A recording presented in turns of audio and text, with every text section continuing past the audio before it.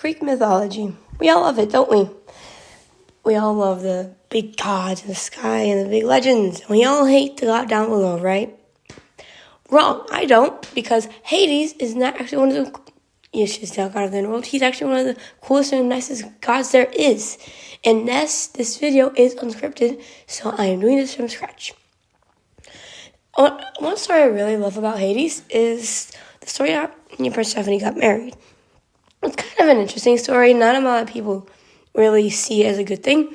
And some people know it and see it as a really bad thing. Like Disney, for example, who made a show that person Hades as the freaking devil. That is not true. He's a completely different thing. He's just the god of the underworld, not even the god of death. Persephone, I think, is the god of the dead. I don't know. But Hades nowadays is so purified as a bad person because of Christianity. I'm not complaining, though, about Christianity. I'm not complaining about that. But Hades is not the other guy. And he's actually a pretty cool dude for the god of the underworld, as he is the firstborn son Kronos, and since the underworld is his domain, everybody becomes his subject eventually. So he's a pretty cool, chill guy. And the story of Hades and Persephone starts with Persephone in a flower field picking flowers, when Hades comes up and kidnaps in a chariot and brings her back to the underworld.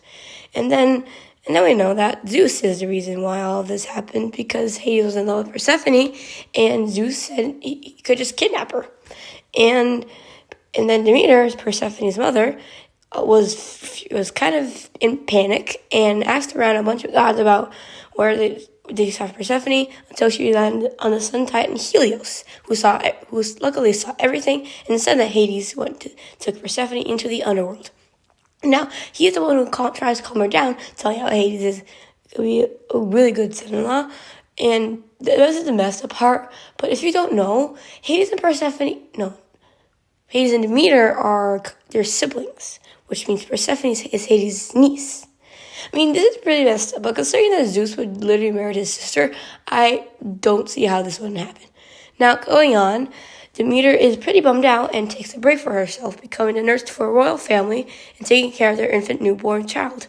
Now, Demeter does this by burning the sun alive and taking his mortality off. It's a weird thing. And after she's built a temple by them if she's caught, and then she basically stops the plant growth. And nobody can budge her out of it until Hermes has to scoot down in the underworld to take Persephone back home. Now, this is kind of the best part, because this is the only scroll we have of this is torn. And in the underworld, Persephone is pretty bummed out, and Hermes tells her how everything is going crazy up there. So Hades then tells Persephone she should go up there and talk to her mom. Now this is the part where we should all pat Hades' back, because he promises her Persephone that if she returns, she'll become the queen of the underworld, the highest among the goddesses, and he will try his best to become her wife. Now this is why I hate how misunderstood he is, because he's one of the best characters.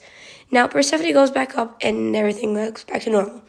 And then Zeus tells her how she has to stay one half of the 6 months in the underworld, since she ate 6 pomegranate seeds, since linking her to the underworld.